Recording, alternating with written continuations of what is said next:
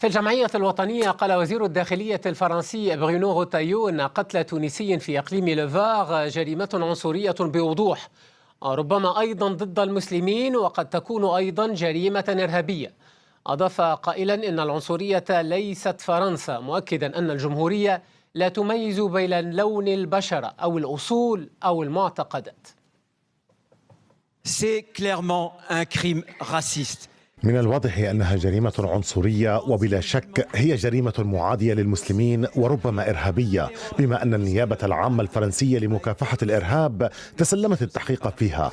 العنصرية ليست فرنسا، العنصرية سم قاتل وهي جريمة وحشية. الجمهورية الفرنسية لا تفرق بين لون البشرة أو الأصول أو المعتقدات. لذا أنا سعيد جدا لأن مكتب مكافحة الإرهاب تولى التحقيق، وأتمنى أن تكون العدالة صارمة وحازمة أمام جريمة مناهضة لفرنسا، فكل جريمة عنصرية هي جريمة معادية لفرنسا. ومع توجه وزير الداخلية الفرنسي لسفارة تونس صباحا في باريس تعبيرا عن تضامن فرنسا مع التونسيين، اتهم السكرتير الأول للحزب الاشتراكي الفرنسي أوليفييه فور وزير الداخلية الفرنسي برونو روتايو، اتهمه بتقليل خطورة عنصرية الجو العام من خلال إثارة مناخ من الشك تجاه الأجانب أو الفرنسيين الذين ينظر إليهم كأجانب.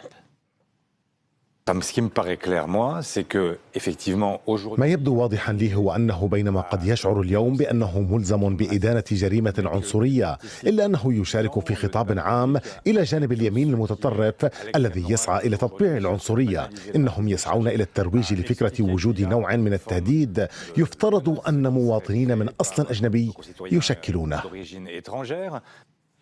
ومن جهته دان وزير الداخلية التونسي خالد النوري في وقت سابق خلال اتصال هاتفي مع نظيره الفرنسي برونو روتايو مقتل رجل تونسي في جنوب فرنسا برصاص أحد جيرانه، داعيا باريس لحماية مواطني بلاده.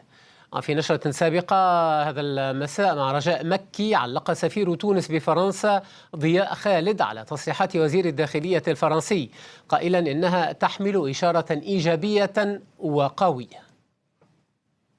هو في طبيعة الحال الزيارة التي قام بها الوزير برونو روتايو إلى السفارة، والتي سبقتها مكالمتين هاتفيتين البارح كانت لي مع الوزير روتايو، الذي تحدث كذلك مع سيد وزير الداخلية التونسي السيد خالد النوري. نعتبر هذا التصريح للسيد الوزير والذي أكده هذا اليوم أمام الجمعية العامة هي إشارة إيجابية وإشارة قوية بخصوص التعاطي الأمني والقضائي مع هذه الجريمة الشنيعة التي مست أحد المواطنين التونسيين المقيمين بفرنسا، والذي هو في وضعية في اندماج تام مع المجتمع الفرنسي حسب شهادات أقاربه وجيرانه وأصدقائه. ونبقى في فرنسا، حيث طالبت شقيقة تونسي هشام الميراوي الذي قتل قبل 4 أيام في جنوب شرقي فرنسا، طالبت بالعدالة لأخيها، مؤكدة أنه كان يتحدث إلى عائلته عبر الهاتف عندما تم إطلاق 5 رصاصات عليه.